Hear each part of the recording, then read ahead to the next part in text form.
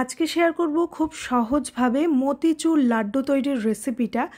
ঘরে থাকা একদম বেসিক উপকরণ ইউজ করে এই রেসিপিটা কখনো বাড়িতে বানিয়ে নেওয়া যেতেই পারে, যেটা খেতে কিন্তু ভীষণ টেস্টি হয়। আর একদম কম ঘি ব্যবহার করে কিন্তু এই রেসিপিটা আজকে বানাবো।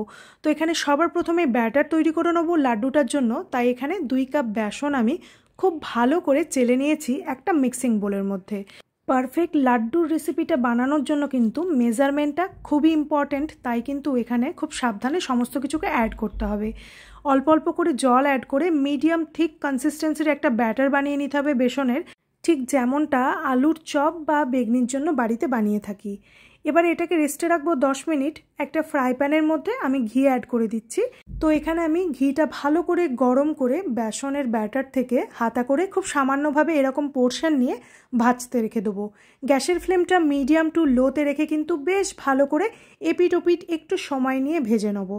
তো ভাজা হয়ে গেলে এগুলোকে তুলে সাইডে রেখে দিচ্ছি। সেম প্রসেস ফলো করে আমি সমস্ত বেসনের ব্যাটারটাকে এভাবেই ভেজে তুলে নেব। তো আমার এই সমস্ত ব্যাটারটা ভাজতে লেগেছে প্রায় হাফ কাপ মতো ঘি। তারপর এখানে আমি 1 টেবিল চামচ ঘি আরও প্যানে অ্যাড করে দিয়ে এর মধ্যে দিয়ে দিলাম পছন্দ মতো কিছু ড্রাই ফ্রুটস কুচি।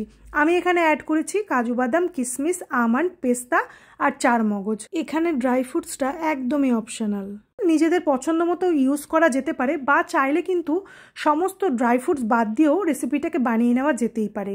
এবারে বেসনের যে বড়াগুলো আমি তৈরি করে নিয়েছিলাম সেগুলো যখন রুম টেম্পারেচারে চলে এসেছে একদম ছোট ছোট করে টুকরো করে নিয়েছি। মিক্সিং জারের মধ্যে দিয়ে শুকনো এগুলোকে ঘুরিয়ে নেবো। আর এই রকম ঝুড়ো টেক্সচারের বেসনের মিক্সচারটা কিন্তু তৈরি হবে। এবারে এটার জন্য চিনির শিরাটাকে বানিয়ে নেবো।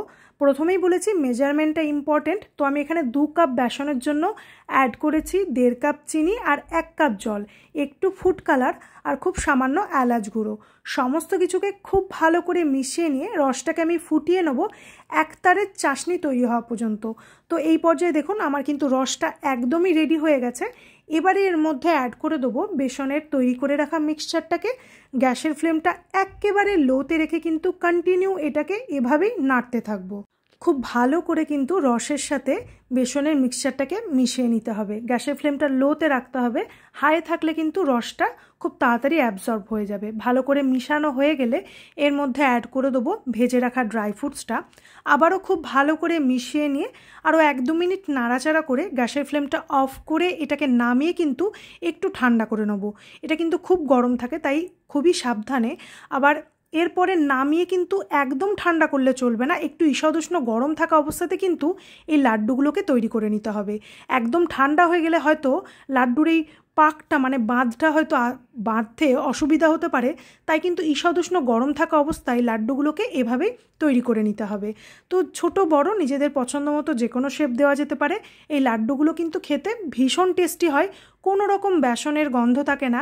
আর এয়ারটাইট কন্টেনারে ভরে বেশ কিছুদিন পর্যন্ত এগুলোকে স্টোর করেও রাখা যায়। তো এই সহজভাবে মতিচুর লাড্ডুর রেসিপিটা দেখে কখনো বাড়িতে বানালে আমাকে একবার অবশ্যই জানাবেন।